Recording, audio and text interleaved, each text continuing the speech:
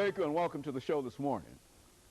The topic this morning is the graduate education program at Trevecca Nazarene University. And we're fortunate to have with us to talk about the graduate education program at Trevecca Nazarene University a person in the Department of Education, in the School of Education, Dr. Stella Simpson. And of course, Dr. Simpson, let me welcome you to the show this morning. Thank you.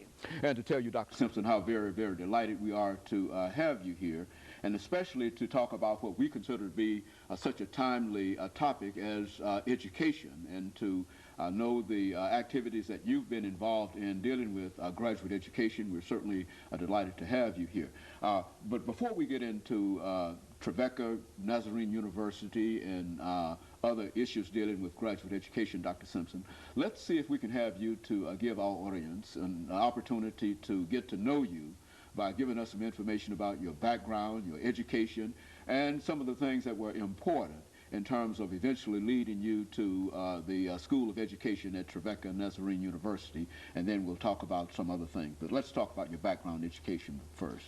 I think that before I even entered school, I knew that I wanted to be a teacher, and I had a very unique experience because I attended one school for 12 years. I went to Meigs High School, and as a matter of fact, I was I was in the first graduating class of Meigs in 1961, and I was valedictorian of that class.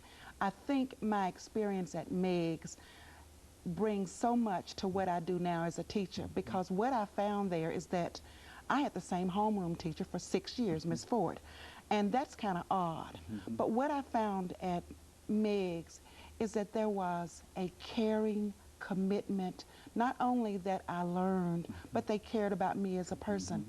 The teachers took the time to get to know my family, and they knew me, and they cared, and even once I left Meigs, they followed me through college, just that want to know, could I help?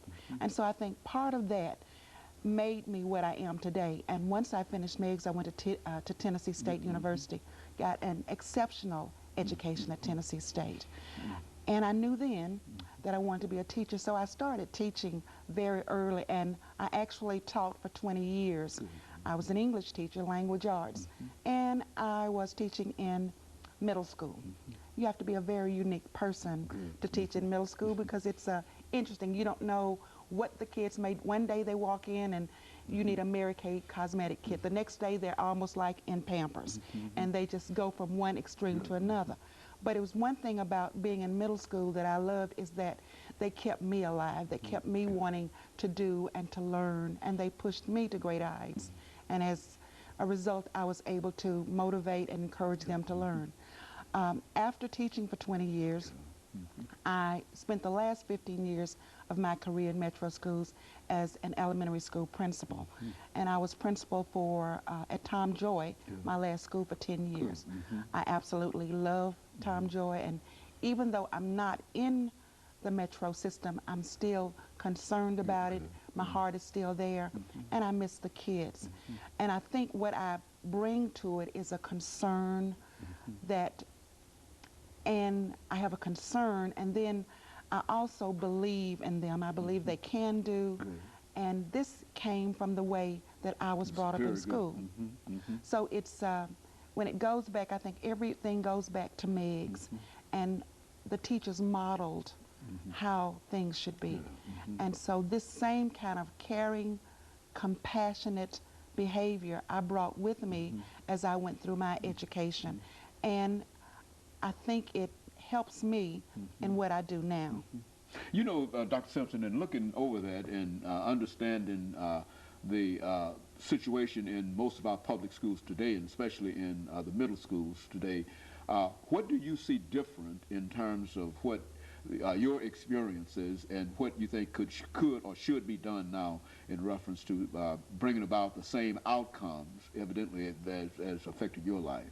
I think one of the things that I look at, and as a principal and even now as helping to prepare teachers, is that the one difference is that I think when I was in school back in the days, there was some parental involvement. Our parents worked, and they couldn't get to school that much, but there was a support for education. I used to tell some of my parents when I was principal, you don't have to be educated to value education. And if you value education, this is going to go with your children. And so now I think what I'd like to see is more support from the parents, for the school, for the teachers. Very good. And of course, Dr. Simpson, we're making preparation for the first commercial break. After we come back, we'll have an opportunity not only to continue this conversation, but also to talk about the School of Education at Trevecca and some of the things that you're doing there. And of course, we'll be back with our audience following this very, very short commercial break.